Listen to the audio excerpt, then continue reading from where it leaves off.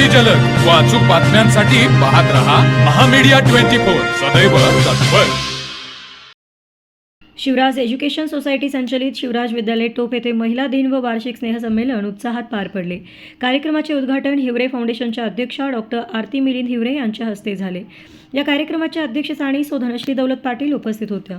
यावेळी मार्गदर्शन करताना डॉक्टर हिवरे आणि शिवजयंतीचे महत्त्व सांगताना एक स्त्री संपूर्ण कुटुंबाला घडवत असते। कुटुंबातील अनेक पिढ्यांना चांगले संस्कार देण्याचं कार्य स्त्री करत असते। अशा संस्कारक्षम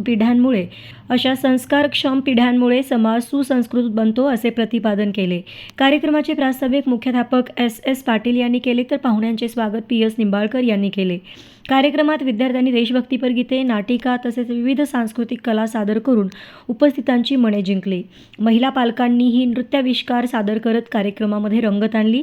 कार्यक्रमास महिलांचा उत्स्फूर्त प्रतिसाद लाभला। यावेळी Sushila Patil, doctor Preeti Patil, S.R. Patil, Rupali Patil, J.S. Kumbhar, S.B. Digo, S.S. Mujawar, S.A. Kamble, V.R. Khapre, Deepali Patil, Aarti Kumbhar, Komal Sugar आदी उपस्थित होते। कार्यक्रमाचे सूत्रसंचालन S.M. कदम यांनी केले तर आभार प्रदर्शन R.N. पाटील यांनी केले।